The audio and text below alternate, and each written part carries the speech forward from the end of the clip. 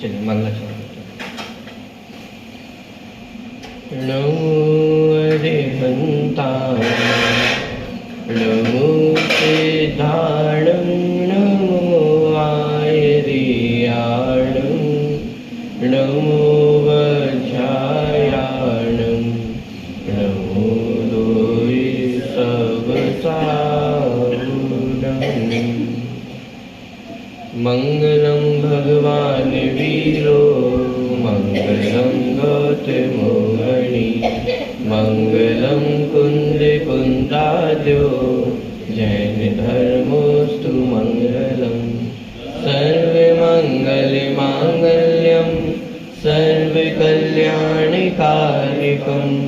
प्रधानं सर्वधर्माणां जैनं यतु शासनम्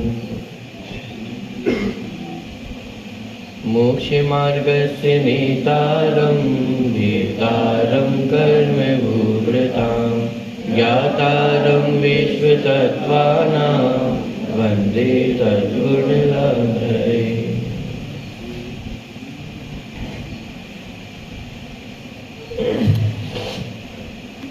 द्रव्य गुण पर्याय इस विषय की चर्चा कल अपन ने प्रारंभ की थी। 10 धर्म हमारे चल रहे हैं, तो उसी के आधार से कल अपन ने थोड़ी सी चर्चा की थी।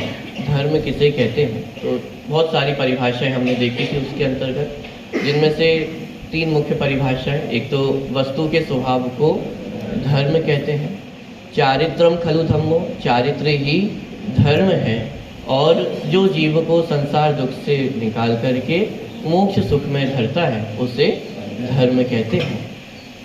बाकी की जो 2 परिभाषाएं आखिरी की, ये जीव की मुख्यता से धर्म की परिभाषाएं की गई हैं। यानी क्योंकि मोक्ष किसको प्राप्त करना है, सुखी किसको होना है, जीव को होना है, तो जीव की मुख्यता से ये 2 परिभाषाएं हैं।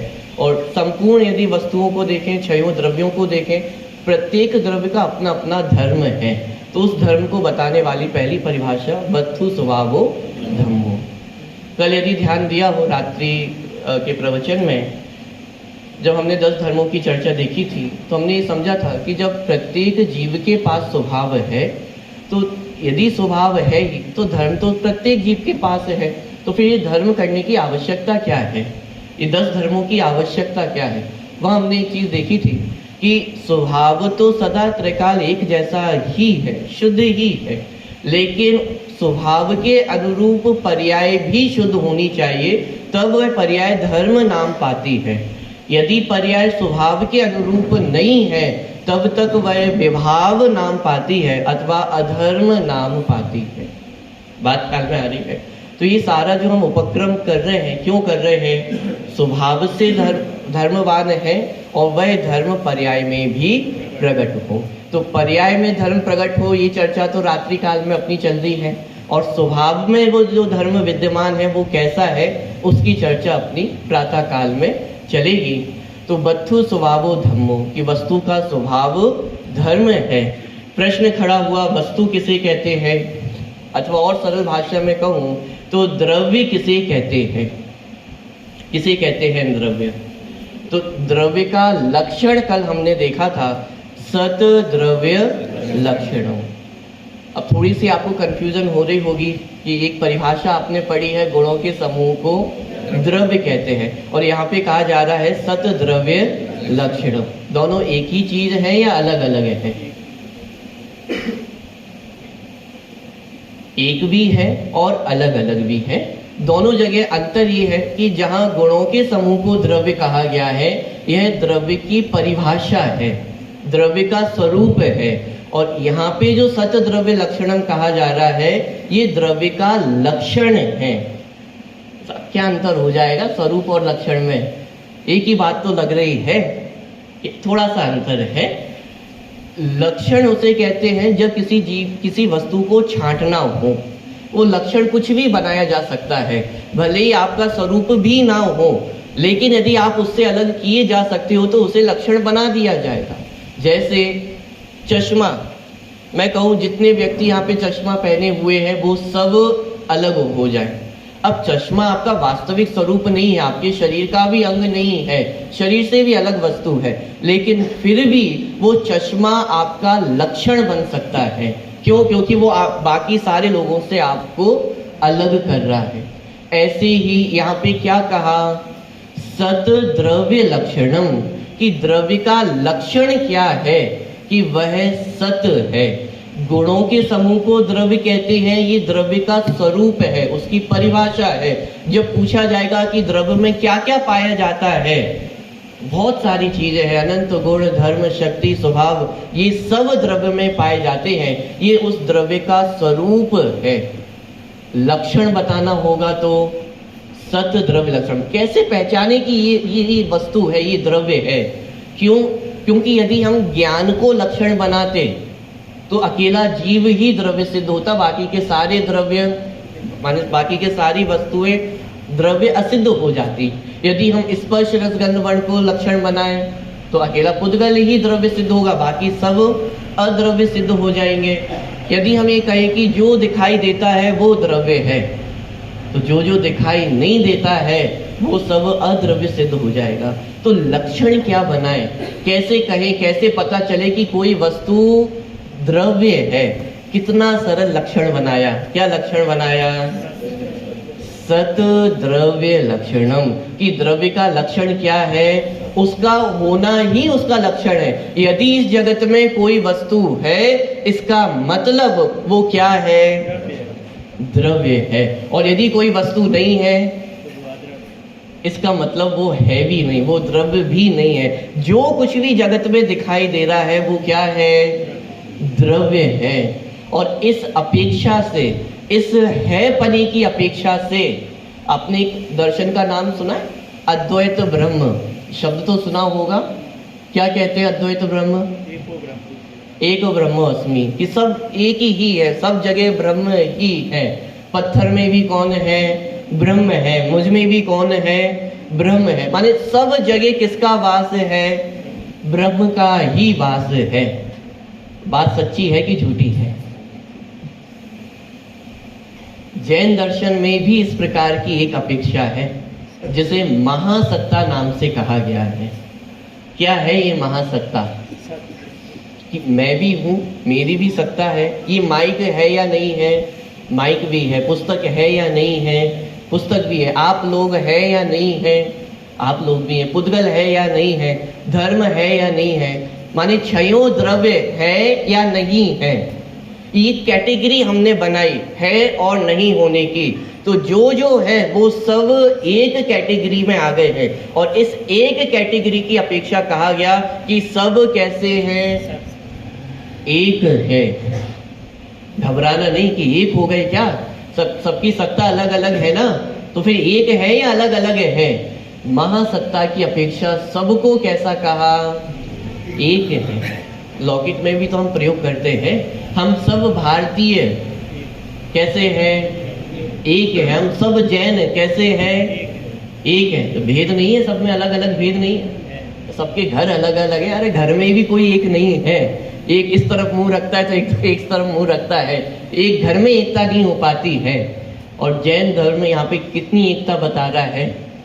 अणु मात्र की एकता को सिद्ध कर रहा है महासत्ता के अंतर्गत। इसका मतलब पता क्या हुआ कि जिस कैटेगरी में मनुष्य है उसी कैटेगरी में नारकी भी आ गए, उसी कैटेगरी में त्रियंच भी आ गए। पशु पक्षी जिन्हें हम डंडे मार मार के भगा देते हैं वो भी उसी कैटेगरी में। ये पुद्गल द्रव्य भी उसी कैटेगरी में आ गया है। माने छयो द्रव्य एक ही कैटेगरी में ला करके खड़े कर दिए हैं, जिसका नाम है महासत्ता। तो फिर अंतर क्या रहा? अद्वैत ब्रह्म भी सबको एक मानता है और जैन दर्शन ने भी सबको एक कह दिया महासत्ता के रूप में। तो अंतर क्या है? अंतर ये है कि जैन दर्शन में महासत्ता को स्वीकार किया गया है तो अवांतर सत्ता को भी स्वीकार किया गया है। अवांतर सत्ता माने जैसे इंग्लिश में अपन एक वर्ड बोलते हैं ना, सबऑर्डिनेट। एक अपन मेन कोई हेडिंग लेते हैं और फिर उसके सबऑर्डिनेट्स करते चले जाते हैं, पूरी ब्रांचेस निकलती चली जाती है। ऐसे ही एक महासत्ता है, महासत्ता के अपेक्षा से है पने की अपेक्षा से। मैं भी हूं, आप भी हो, पूरा विश्व कैसा है तो पूरा विश्व कैसा हो गया, एक हो गया। एक हो गया तो सब आपस में मिल गए क्या, कि एक होने पर भी एक एक अणु की सत्ता कैसी है, स्वतंत्र है, जिसका नाम है अवांतर सत्ता। और एक एक अणु जब मैं कह रहा हूं ना, आप यदि थोड़ा सा इमेजिनेशन करने की कोशिश करें, कल्पना करने की कोशिश करें, कभी आपने देखा है ऐसे बंद कमरे में कोई ऐसा एक छेद हो और उसमें से जब सूर्य की किरणें आती है ना, तो उसमें से हमें छोटे छोटे से वो धूल के कण दिखाई देते हैं। क्या है वो अणु नहीं है, वो भी स्कंद ही है, वो भी असंख्यात परमाणुओं का स्कंद ही है। लेकिन समझने के दृष्टिकोण के लिए कि जैसे वो छोटे छोटे पार्टिकल्स हमें दिखाई देते हैं, हमारे लिए तो हम उन्हें अणु कह दें, लेकिन जैसे वो छोटा छोटा अणु है, वो भी कैसे है, स्वतंत्र है। वो जो हमें धूप की किरणों में छोटा सा हिस्सा दिखाई दे रहा है ना, उसके भी अनंत भाग कर दे, वो परमाणु है। और जैन दर्शन में उस छोटे से परमाणु की भी स्वतंत्रता की बात की गई है। बात ख्याल में आ रही है? ये जैन धर्म का प्रवेश द्वार है। क्या एक द्रव्य दूसरे द्रव्य का कुछ भी नहीं करता? अरे यहाँ से तो जैन धर्म में प्रवेश होता है। जैसे बोलते हैं ना, मंदिर में प्रवेश करने से पहले क्या बोलते हैं, निश्चय ही निश्चय ही निश्चय ही। क्या अर्थ है कि सभी सांसारिक प्रपंचों को हम मंदिर के बाहर ही छोड़ के आते हैं। ऐसे ही जैन आचार्य कहते हैं, यदि आपको जिनागम रूपी मंदिर में प्रवेश करना हो तो जितना कर्तृत्व का बोझ है वो सब मंदिर इस जिनागम के बाहर ही छोड़ करके प्रवेश करना। यदि कर्तृत्व का भार लेके हम जिनागम को समझने आएंगे तो ये जिनागम हमें समझने आने वाला नहीं है। तो यहाँ पे अपन ने समझा कि सत द्रव्य लक्षणों की, जो सत्य है वह द्रव्य का लक्षण है। कैसे पहचाने कि कोई वस्तु है, ये द्रव्य है, हमने कैसे पहचाना? ये माइक है, इसका मतलब द्रव्य है। माइक तो है, ये सारी चीजें तो है, आत्मा है या नहीं है? बड़ी समस्या है। जैसे ही आत्मा कहते हैं तो पता नहीं क्या क्या दिखाई देने लग जाता है, किस किस को हम आत्मा समझने लग जाते हैं। बहुत सारी चीजों को तो आत्मा समझते हैं, लेकिन जो आत्मा है उसको सबसे पहले ही भूल जाते हैं। नहीं पंडित जी, हम समझते हैं आत्मा कौन है, कि मेरे अंदर आत्मा है। समझ लिया हमने आत्मा। अरे जो आप ये कह रहे हो ना, मेरे अंदर आत्मा है, यही बता रहा है कि अभी भी आपने आत्मा को नहीं समझा। मेरे अंदर आत्मा है, इसका मतलब क्या हुआ? मैं आत्मा नहीं। जैसे पानी के गिलास के अंदर पानी है, इसका मतलब क्या है? गिलास अलग है और उसमें पानी अलग है। गिलास में हमने पानी डाल दिया, तो मेरे अंदर भी आत्मा है। इसका मतलब क्या हुआ? कि मैं तो कुछ और हूँ और उसमें आत्मा है। इसका मतलब अभी भी हमने आत्मा को समझा नहीं। आत्मा वास्तव में संस्कृत का शब्द है, और आत्मा शब्द का अर्थ क्या होता है? मैं। आत्मा मतलब कोई अलग वस्तु नहीं कही जा रही है, आत्मा मतलब मैं। आत्मा शब्द का ही अर्थ होता है मैं। और गजब बात यह है कि पूरा जिनागम किसकी चर्चा से भरा हुआ है? पूरा द्रव्यानुयोग अध्यात्म किसकी चर्चा कर रहा है, किसके गीत गा रहा है? मेरे गीत गा रहा है। और हम इसी की चर्चा सुनना नहीं चाहते हैं। क्या आत्मा की चर्चा लगा रखी है? ऐसे बोलते हैं जैसे कोई आत्मा तीसरा व्यक्ति हो, जैसे जिसकी अपन चुगली करते हैं ना पीठ पीछे। दो लोग व्यक्ति आपस में मिल जाएं तो किसकी बातें करते हैं? किस तीसरे की बातें करते हैं। ऐसे ही हम और आप भी आत्मा की बातें कैसे करते हैं? जैसे किसी तीसरे की बात चल रही होगी। भगवान किसको बनना है? बनना होगा किसी को, उनको बनने की बहुत आवश्यकता है। बहुत गुस्सा करते हैं तो उनको तो भगवान बनना बहुत जरूरी है, और हमें कि हम तो बने बनाए भगवान हैं। तो बात समझना, किसकी चर्चा चल रही है? आत्मा की चर्चा चल रही है। मैं भी एक द्रव्य हूँ, मेरी भी इस जगत में सत्ता है, काल्पनिक नहीं है। मैं भी कैसा हूँ? वास्तविक पारमार्थिक वस्तु हूँ, मेरी भी सत्ता है। जैसी सत्ता हमें इस पुस्तक की पुद्गल द्रव्य की समझ में आती है, क्योंकि पुद्गल द्रव्य को समझना बहुत आसान है, प्रत्यक्ष आंखों से दिखाई दे ही रहा है, तो उसको समझने में कोई हमें दिमाग नहीं लगाना पड़ता है। लेकिन आत्मा आंखों से तो दिखाई देती नहीं है, कानों से सुनाई नहीं देती है, छुआ नहीं जा सकता है, तो फिर हमें ऐसा लगने लगता है कि क्या पता आत्मा होती होगी कि नहीं होती होगी।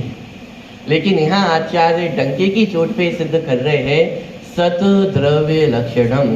सीधा सा प्रश्न है, आप हो या नहीं हो? क्या प्रश्न? आप हो या नहीं हो? यदि आप कहते हो कि नहीं हो, तो फिर जो आप बैठे हो वो कौन है? तो अपने आप सत्ता सिद्ध हो जाती है कि मैं हूँ, इसका मतलब जीव भी है, आत्मा भी है, और वह कौन है कि मैं स्वयं हूँ। तो इस प्रकार आचार्य ने प्रत्येक द्रव्य की सत्ता को सिद्ध किया और ये बताया कि जो जो द्रव्य है वो है, और जो जो नहीं है वो वास्तव में द्रव्य भी नहीं है। तो सत द्रव्य लक्षणम कि द्रव्य का लक्षण कैसा है? सत्य है। एक प्रश्न आपके मन में खड़ा हो सकता है कि साहब ये सारी चीजें क्यों समझनी है? मोटा मोटा बेसिक आइडिया तो हम सभी को है ना। द्रव्य गुण पर्याय किसे कहते हैं, गुणों के समूह को द्रव्य कहते हैं, गुणों की परिभाषा पूछूंगा, सभी आप लोग बता देंगे। पढ़ने की आवश्यकता क्या है? ये क्यों पढ़े हम द्रव्य गुण पर्याय? क्या आवश्यकता है? कल अपन ने पंक्तियां देखी थी, जे त्रिभुवन में जीव अनंत सुख चाहे दुखते भय। प्रत्येक प्राणी इस जगत का सुखी होना चाहता है। कोई ऐसा है जो हाथ खड़ा करके कह सके कि नहीं नहीं मैं तो सुखी नहीं होना चाहता हूँ? प्रत्येक जीव सुखी होना चाहता है ना। अरे नारकी भी नरक में रह करके भी दुखी नहीं होना चाहता है, लड़ झगड़ के भी वो होना तो सुखी ही चाहता है। अब ये बात अलग है कि दुखी होता है, लेकिन इस जगत का प्रत्येक प्राणी सुखी ही होना चाहता है। अधिक क्या कहे, आत्महत्या कर कर भी क्यों करता है कोई व्यक्ति आत्मघात? अरे आत्मघात भी सुखी होने के लिए ही करता है। माने ये तो जगत प्रसिद्ध है कि प्रत्येक प्राणी सुखी होना चाहता है। तो फिर सुखी कैसे हो? सबके पास अपने अपने बहुत सारे उपाय हैं कि कैसे सुखी होना चाहिए। घर परिवार में शांति रहेगी तो सुखी हो जाएंगे, बाकी तो बातें और हैं। रुपए पैसा होगा तो ही शांति आएगी, बाकी तो सब कहने की बातें हैं, ये कर लो वो कर लो। घर में रुपया पैसा होगा तो शांति होगी। लेकिन मैं आपसे पूछता हूँ, क्या रुपए पैसे से शांति आ सकती है? यदि रुपए पैसे से शांति आ सकती होती तो आदरणीय छोटे दादा इस तरह से कहते हैं कि हमारे 3 तीर्थंकर, उनकी विशेषता रही है शांतिनाथ भगवान, कुंथुनाथ भगवान और अर्धनाथ भगवान। क्या विशेषता रही? तीर्थंकर भी थे, चक्रवर्ती भी थे और कामदेव भी थे। और इंसान को और अधिक क्या चाहिए? एक तो रुपए पैसा होना चाहिए, उसका स्वामित्व होना चाहिए, प्रभुत्व होना चाहिए। चक्रवर्ती थे, कोई संपत्ति की कोई कमी, अरे 6 खंड उनके अधीन थे, और क्या कमी होगी? तो सर्व तरह से संपन्न थे। तीर्थंकर थे माने जगत पूज्य थे, सर्व पूज्य थे, प्रभुत्व था, प्रभुत्व भी है, और शरीर सुंदर हो, सब सुंदरता हो, यही तो चाहिए लोगों को। अरे सारी सब चीजें उनके पास थी, लेकिन फिर भी ये सब छोड़ करके वे कहाँ चले गए? जंगल में चले गए। इसका मतलब उनकी आंखें थोड़ी खराब हो गई होंगी, जो उन्हें ये सब दिखाई नहीं दे रहा है, इतना राजपाट दिखाई नहीं दे रहा है, शरीर दिखाई नहीं दे रहा है, ये सब उन्हें दिखाई नहीं दे रहा होगा। बाकी तो बहुत विरले जीव होते, कोई चक्रवर्ती होता है तो तीर्थंकर नहीं होता है, कामदेव नहीं होता है, कोई कामदेव होता है तो चक्रवर्ती नहीं होता है। इनके पास तो सारी चीजें ही थी। पूरी दुनिया में उनसे सुंदर व्यक्ति और कोई नहीं था, पूरी दुनिया में उनसे अमीर व्यक्ति कोई नहीं था। अरे देव भी आकर के जिनकी सेवा करते हो, और उनको ये सब दिखाई नहीं दे रहा था क्या? मोतियाबिंद हो गया था क्या आंखों में, जो ये सब छोड़ करके जंगल में चले गए? ऐसा क्या दिख रहा था जंगल में? ऐसा कौन सा खजाना गड़ा हुआ था जंगल में कि ये सब छोड़ करके चले गए? इसका मतलब जहां हम सुख मानते हैं वहां वास्तव में सुख नहीं है। लेकिन हम भी कम चतुर नहीं, मंदिर से बाहर निकलते ही हम भी ये कहते हैं कि पंडित जी ये सब बातें कहने में तो अच्छी लगती है, लेकिन यदि रुपए पैसे ना हो, 2 वक्त की खाने की रोटी ना हो तो पता चल जाएगा। इसका मतलब अभी हमें शांतिनाथ, कुंथुनाथ, अरनाथ भगवान का भी विश्वास नहीं है कि क्या पता जंगल में भी सुखी रहे होंगे कि नहीं रहे होंगे, कहीं दुखी तो नहीं हो गए होंगे। आपको भरोसा है शांतिनाथ भगवान पे कि वे सुखी हुए हैं?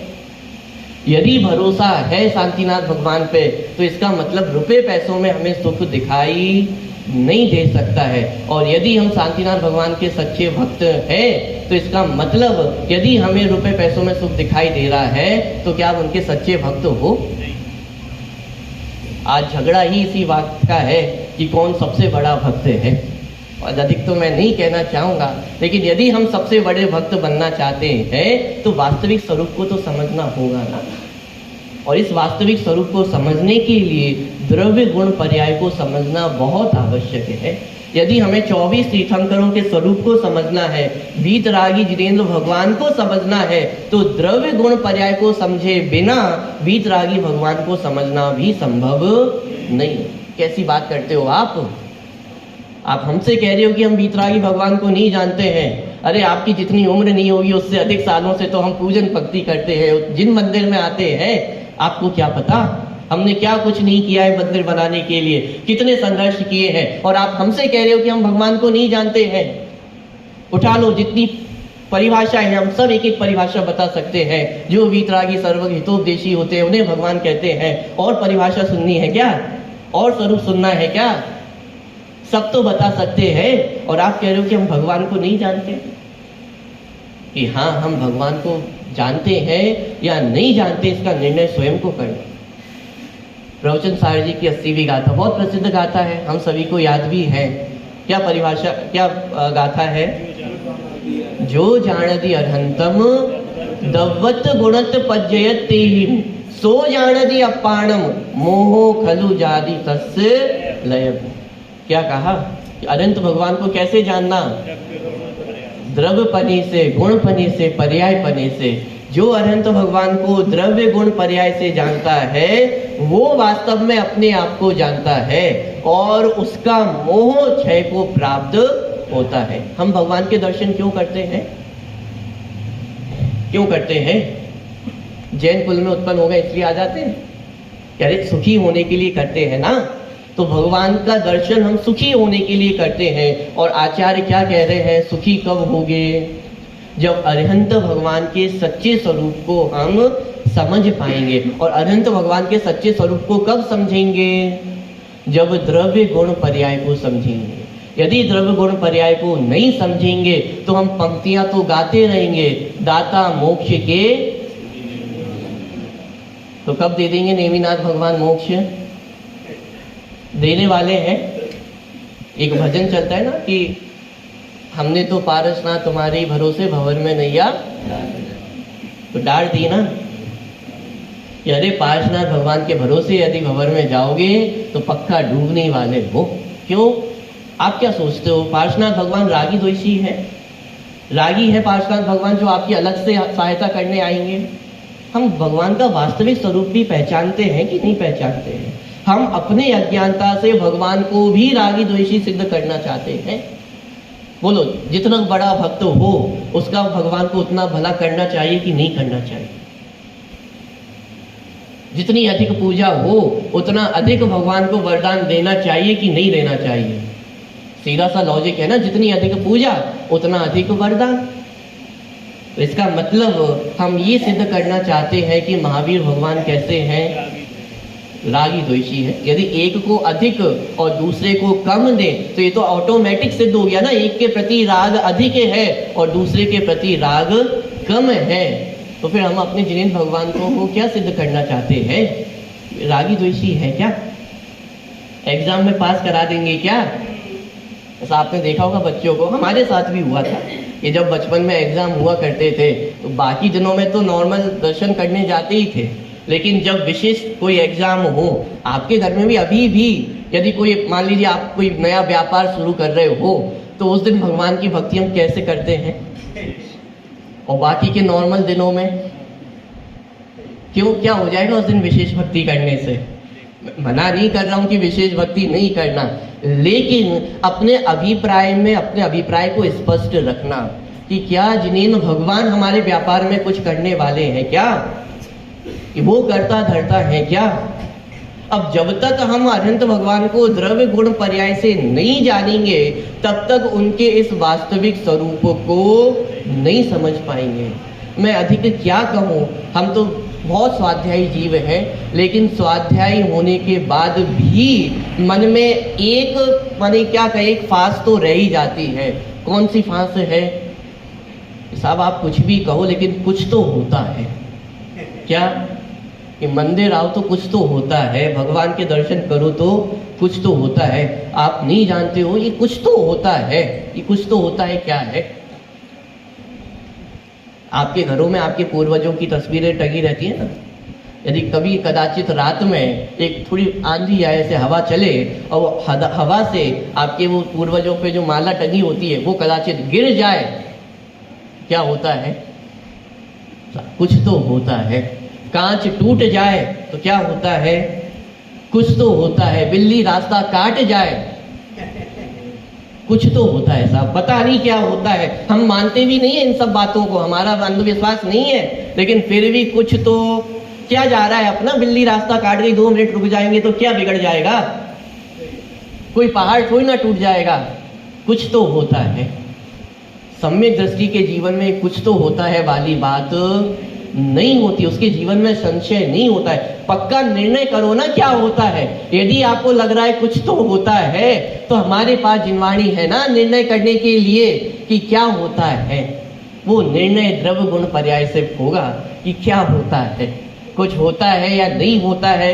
ये तो आपको बात की क्लास में पता चलेगा कि कुछ होता है या नहीं होता है, लेकिन मैं तो मात्र अभी समस्याएं आपको बता रहा हूँ कि द्रव्य गुण पर्याय का स्वरूप समझने की आवश्यकता क्यों है। स्वाध्यायी होने के बाद भी हमारे मन में बहुत सारी ऐसी चीजें रह जाती हैं जिनके कारण, जो द्रव्य गुण पर्याय के स्वरूप को नहीं समझने के कारण उन बातों से हम अछूते रह जाते हैं, या वो अज्ञानता हमारे चित्त में रह जाती है। बात ख्याल में आ रही है। दूसरी बात, हम सभी स्वाध्यायी हैं, स्वाध्याय करते हैं, जिनागम का अध्ययन करते हैं। जिनागम का अध्ययन यदि हमें सम्यक रूप से करना है तो द्रव्य गुण पर्याय के स्वरूप को समझना ही होगा। क्यों? बिना द्रव्य गुण पर्याय के स्वरूप को समझे हम जिनागम के सच्चे मर्म को भी नहीं समझ सकते। आप गोमट सार आदि कटानियों के ग्रंथों को पढ़ेंगे तो वहां आपको जीव की कुछ और परिभाषा पढ़ने को मिलेगी। ये मनुष्य जीव, नारकी जीव, त्रियंच जीव, गुण स्थान वाला जीव, मागड़ स्थान वाला जीव, बहुत प्रकार के जीवों की चर्चा आपको वहां पढ़ने को मिलेगी। और जब समय सार जी ग्रंथ में आकर के हम देखते हैं तो क्या कहते हैं, मैं बाकी सारी चीजें तो एक साइड में रखूं, लेकिन किस लेवल पर जाकर के हम आत्मा की चर्चा करते हैं कि ज्ञान भी नहीं है, दर्शन भी नहीं है, चारित्र भी नहीं है, 7वें नंबर की गाथा। बाकी चीजों का तो मैं और क्या ही बोलूं, जहां गुण भेद का भी निषेध करके आत्मा के स्वरूप को समझने जाते हैं। अब इतना बड़ा गैप है, एक जगह तो शरीर वाला जीव कहा जा रहा है और दूसरी तरफ ज्ञान भी नहीं है, दर्शन भी नहीं है, चारित्र भी नहीं है, ऐसे जीव को बताया जा रहा है। कैसे समझ पाएंगे हम ये क्या, कौन सा वर्णन है, ये जीव सही है कि ये जीव सही है, कौन सा जीव सही है। और यदि एक जीव सही है तो फिर एक को तो गलत होना चाहिए। तो फिर कर्णानियोग गलत है कि अध्यात्म गलत है। यदि कर्णानियोग अध्यात्म में अंतर करेंगे तो फिर उनको लिखने वाले आचार्यों में भी अंतर करना पड़ेगा।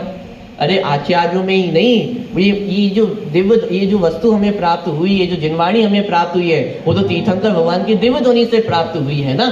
तो दिव्य ध्वनि में आपको अंतर करना पड़ेगा कि इतना हिस्सा तो ठीक है और इतना हिस्सा सही है। कहाँ तक आप अंतर करने जाओगे।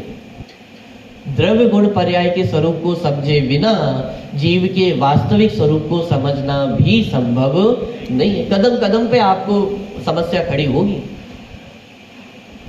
सम्यक दृष्टि शब्द सुनते ही आज हमारे मन में कैसी छवि बनती है। हम कुछ शब्द पढ़ते हैं ना, उदासीनता, वैराग्य, तो हमारे मन में दृष्टि एक छवि कैसी बनती है। सम्यक दृष्टि जीव कैसा होता होगा। जगत से उदास होता होगा, माथा नीचे झुका रहता होगा, हंसता तो होता ही नहीं होगा, रोना तो बहुत दूर की बात है। कैसा होता होगा सम्यक दृष्टि जीव? अब हमने एक छवि बना ली अपने मन में कि सम्यक दृष्टि जीव ऐसा होता है। अब यदि कोई व्यक्ति हंस रहा हो और ठाके लगा के हंस रहा हो तो कोई कह सकता है ये सम्यक दृष्टि जीव है? हम तुरंत ये तो सिद्ध कर देंगे कि ये मिथ्या दृष्टि ही, ये घनघोर मिथ्या दृष्टि है। ऐसे कोई ठाके लगा के हंसता है क्या? लेकिन ऐसा जीव भी सम्यक दृष्टि होता है कि हमें समझ में ही नहीं आता। पर्याय की क्षण भंगुरता, पर्याय की अस्थिरता, कि ये हमारे दिमाग में ही छवि नहीं बनती है कि ये सम्यक दृष्टि का स्वरूप हो सकता है, सम्यक दृष्टि ये भी हो सकता है। यदि सम्यक दृष्टि को भी समझना है, जिनेंद्र भगवान को समझना है, अपना स्वरूप समझना है, उसका एकमात्र उपाय है द्रव्य गुण पर्याय के स्वरूप को समझना। यदि द्रव्य गुण पर्याय के स्वरूप को नहीं समझा तो अभी जैन आगम में हमने प्रवेश भी नहीं किया है। प्रवेश द्वार है ये। लघु जैन सिद्धांत प्रवेशिका का प्रारंभ ही यहीं से तो होता है। विश्व किसे कहते हैं, द्रव्य किसे कहते हैं, गुण किसे कहते हैं? लघु जैन सिद्धांत प्रवेशिका। अभी तो वो भी लघु है और उसमें भी सबसे पहले किसकी बात कर रहे हैं? ये द्रव्य गुण पर्याय की चर्चा की गई है।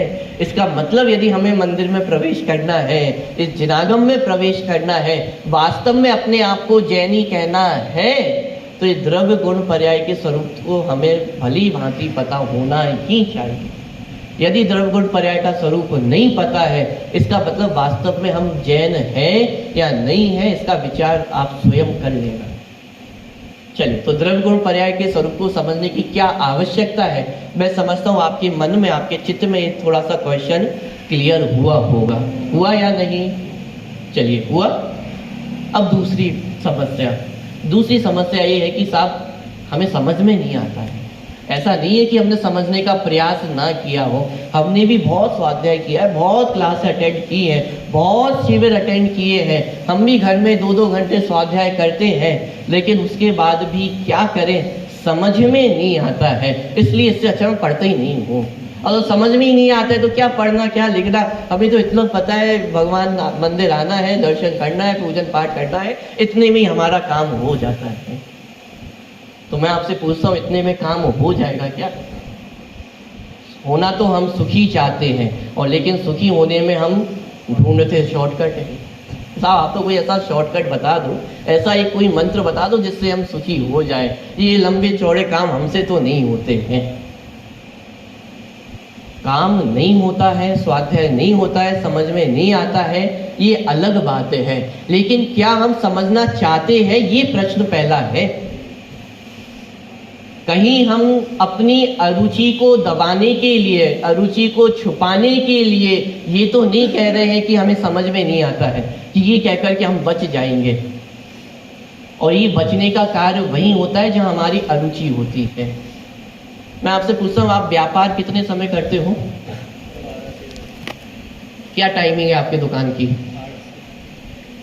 11 से कितने, 8-9 बजे तक? 8 बजे तक। 11 से 8 ही व्यापार करते हो आप? अरे सिर्फ 11 से 8 तो जो आप कर रहे हो वो तो प्रदर्शन है। व्यापार तो 24 घंटे करते हो आप। रात को सोते क्यों हो? क्यों सोते हो रात को? सुबह जल्दी उठना है। क्यों जल्दी उठना है? जल्दी जल्दी काम होंगे, जल्दी मंदिर जाऊंगा, जल्दी पूजन करके आ जाऊंगा, जल्दी खाना खा लूंगा और तुरंत करेक्ट 5 मिनट पहले ही दुकान पे पहुंच जाऊंगा।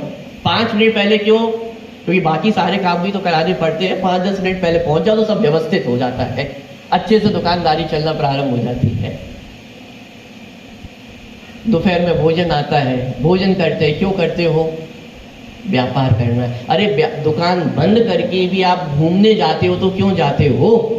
कि दोबारा फ्रेश होकर के आएंगे तो दोबारा मजे से फिर उल्लास के साथ काम करना प्रारंभ करेंगे। व्यापार 8-10 घंटे का नहीं है, व्यापार आप 24 घंटे करते हो। रात को सोते समय भी आपको टेंशन चलती है, कल उसका पेमेंट देना है, कल वहां से सामान आना है, ये है वो है। आपको क्या लगता है, आप 8-10 घंटे व्यापार करते हैं? 24 घंटे हमारा व्यापार चलता है। तो फिर जब आत्मा के स्वरूप को समझने की बात आती है, धर्म करने की बात आती है, तब हम टाइमिंग का विचार क्यों करते हैं? साहब कितनी बार मंदिर आना पड़ेगा, कितना स्वाध्याय करना पड़ेगा, कब तक करना पड़ेगा, आप तो बता दीजिए कितना समय देना है। मैं तो समय देने को तैयार हूं, आप तो बता दो कितना समय देना है। यदि आप ये पूछ रहे हो कि कितना समय देना है, इसका मतलब अभी आप धर्म करने को तैयार नहीं हो। कोई भी व्यक्ति व्यापार करने के लिए नहीं पूछता कि कितना समय देना पड़ेगा। अरे 24 घंटे इसी के लिए है। यदि आप सुखी होना चाहते हो तो कितना समय देना पड़ेगा? साहब पिछले 10 लक्षण में पंडित जी आए थे, उन्होंने 2 बार का स्वाध्याय का नियम दिला दिया था। बराबर अभी तक 2 टाइम हम स्वाध्याय करते हैं। तो 2 टाइम से कभी एक आध दिन तीसरी बार हुआ कि नहीं हुआ? नहीं साहब, हमारा नियम ही 2 बार का था, तीसरी बार कैसे कर लेते? नियम भंग नहीं हो जाता? ये तो हमारी स्थिति है, तो सुखी कैसे होंगे? विचार मन में आ रहा है, ये विचार हमारे मन में जागृत होता है, क्या वास्तव में हम सुखी होना चाहते हैं? और यदि हम सुखी होना चाहते हैं तो उसके लिए प्रयास भी कितना होना चाहिए? संपूर्ण प्रयास होना चाहिए। कि साहब आपकी बात तो सही है, लेकिन आप समझ नहीं रहे हो, हमारी बुद्धि थोड़ी कम है, समझ में नहीं आता। ऐसा नहीं हमने समझने का प्रयास नहीं किया हो, आपको पता नहीं हम 5वीं कक्षा फेल है, अब कैसे ये बड़ी बड़ी बातें समझे पड़े? कि कौन कह रहा है कि ये बड़ी बड़ी बातें, ये बड़ी बड़ी परिभाषाएं आप याद करो, लेकिन जितनी आपकी बुद्धि है वो बुद्धि तो समझने में लगाओ। आपका संपूर्ण समर्पण चाहिए और कुछ नहीं चाहिए। आपको परिभाषा याद हो या ना हो ये तो दूसरी बात है, लेकिन आपको ये बात समझने की धगस कितनी है ये महत्वपूर्ण है। साहब हमें तो आपको ऐसा उपाय बता दो कि जैसा वो शेर की पर्याय में महावीर भगवान ने सम्यक दर्शन कर लिया था, ऐसा कोई सरल उपाय हो। 2 मुनिराज आए, उपदेश दिया और यार सम्यक दर्शन हो गया। वो शॉर्टकट आप बता दो कि ऐसा सम्यक दर्शन हमें भी हो जाए। चिंता मत करिए, आपको भी वैसा सम्यक दर्शन हो सकता है। शर्त इतनी सी है कि आपको भी शेर बनना पड़ेगा। अरे शेर बनोगे तो शेर जैसा सम्यक दर्शन होगा, पुरुष हो तो पुरुष जैसा सम्यक दर्शन प्राप्त करना होगा ना। शेर को भी कोई शॉर्टकट नहीं मिला था, उसने भी अब तक सर्वस्व समर्पण किया था, तब जाकर के उसे सम्यक दर्शन की प्राप्ति हुई थी। शेर स्वभाव से कैसा होता है? मांसाहारी होता है। सम्यक दर्शन प्राप्त करने के लिए क्या किया उसने? संपूर्ण मांसाहार का त्याग कर दिया। मांसाहार का त्याग करना मतलब, मांसाहार का त्याग करना ऐसा है जैसे आपका रोटी पानी छोड़ देना आजीवन। अपनी प्राणों की कीमत पर भी उसने ये सब छोड़ दिया था, तो जाकर के उसे सम्यक दर्शन प्राप्त हुआ। आप तैयार हो रोटी पानी छोड़ने को? शेर को भोजन कैसे प्राप्त होता है? जंगल में दौड़ दौड़ के, घूम घूम के, किसी दिन प्राप्त ना भी हो, आप तैयार हो इस सब के लिए? दौड़ धूप करके आओ, व्यापार करके आओ, और घर में आकर के आपको एक रोटी भी ना मिले, कोई पानी को भी ना पूछें, आप तो उबल पड़ोगे लोगों पर। इतना व्यापार कर रहे हैं, दिन रात अपने लोगों के लिए लगे हैं, और कोई पानी पूछने वाला भी नहीं है। आपको पानी तो हाथों में चाहिए, और सम्यक दर्शन वो शेर जैसा चाहिए। ये संभव कैसे है? अरे शेर ने भी अपना सर्वस्व समर्पण किया था, और आपको भी सर्वस्व समर्पण ही करना पड़ेगा। दादा एक बहुत सुंदर उदाहरण देते हैं इस बात को समझाने के लिए।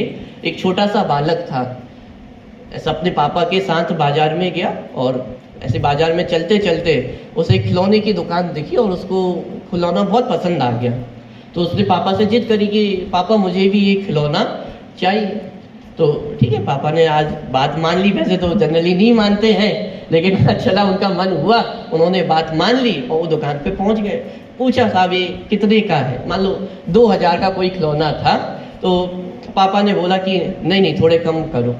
क्या रुपए थे पापा के पास? 10,000 रुपए रखे हुए थे, लेकिन पिताजी ने क्या कहा दुकानदार से, ये बहुत अधिक रुपए लग रहे हैं, थोड़े कम करके बताओ तो हम ले लेंगे। 2000 बताए, 1200 को दे रहे हो तो आप दे दो, वरना तो हम नहीं ले रहे हैं। और वो उसने नहीं दिया। 2000 की चीज 1200 में कैसे दे दे? पिता भी अड़ा रहा और वो दुकानदार भी अड़ा रहा।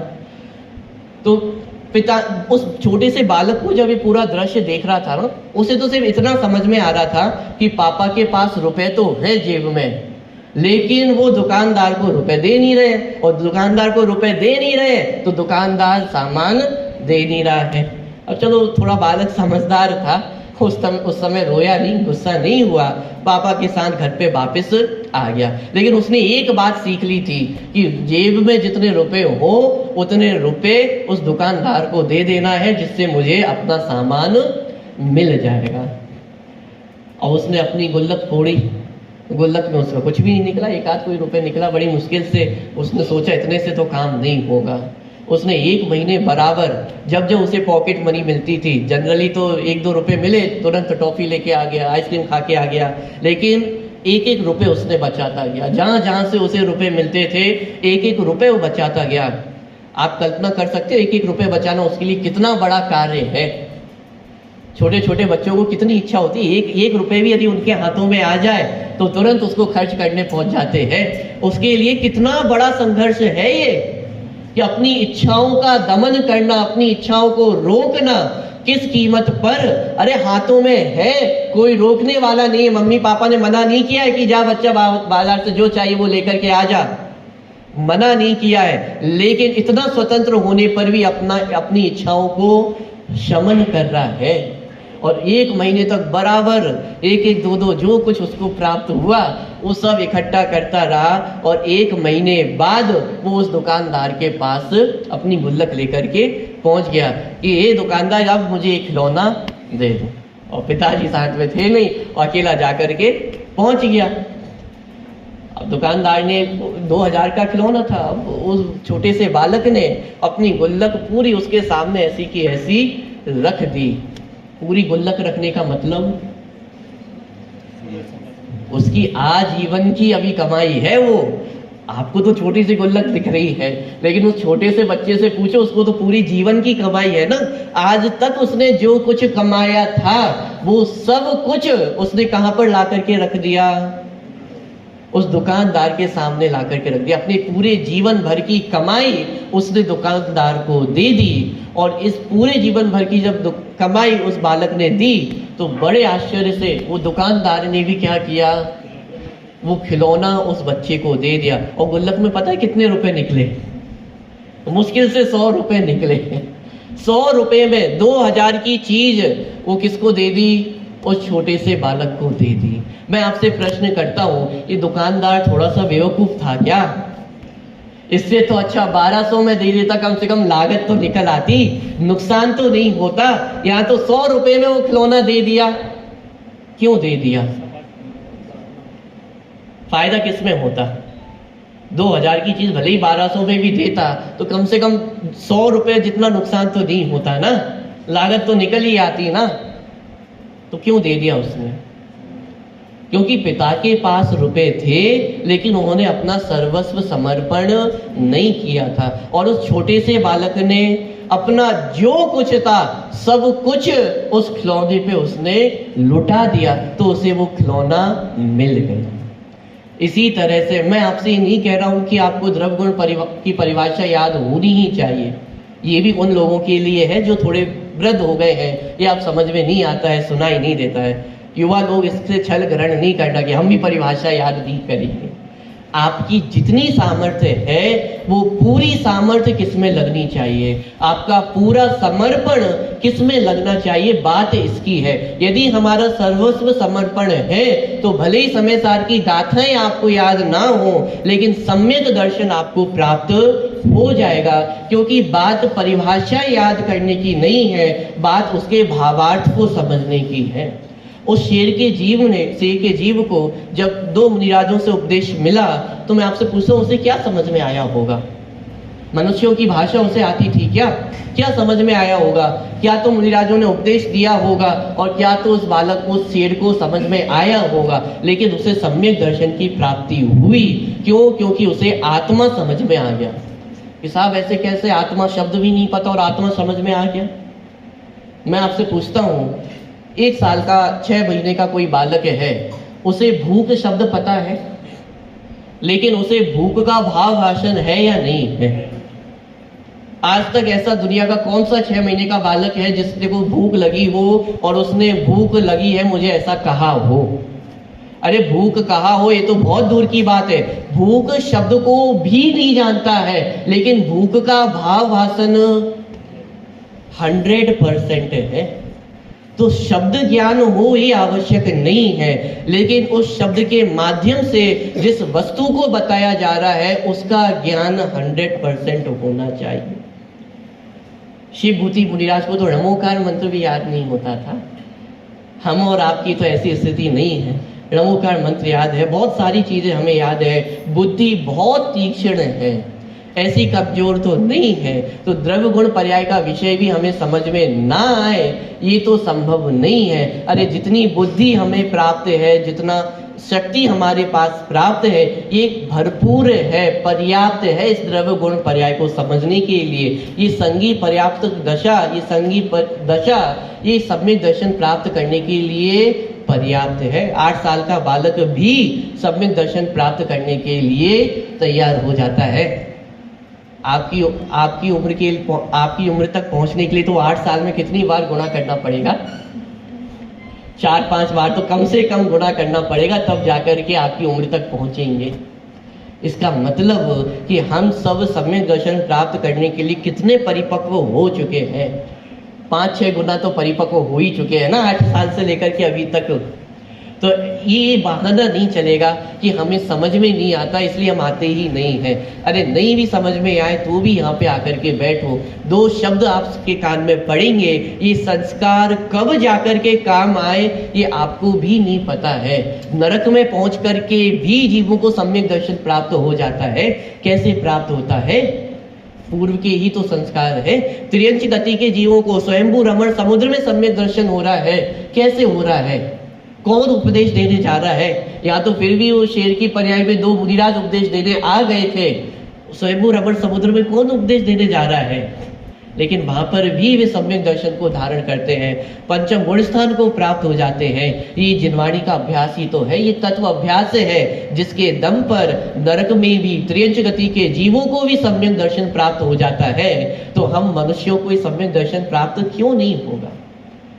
यदि नहीं हो रहा है इसका मतलब सिर्फ इतना है कि अभी हम सब अपनी पूरी शक्ति इसमें नहीं लगा रहे हैं। यदि शक्ति लगा करके कार्य किया जाए तो सम्यक दर्शन तो क्षण भर का कार्य है।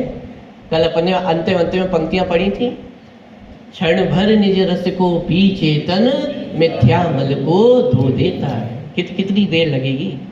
अनादि काल का मिथ्यात्व, और धोने में से कभी अपने कपड़ों पे दाग लग जाता है ना, थोड़ा गहरा दाग लग जाए, हल्दी आदि का दाग लग जाए तो छुटाने में उसे थोड़ी मेहनत लगती है, टाइम लगता है, उपाय करके उसे छुटाना पड़ता है। यहाँ तो क्या कह रहे हैं? अनादि काल का मिथ्यात्व है, अनादि काल का इतने लंबे समय का दाग है, लेकिन इसको धोने में कितना समय लगता है?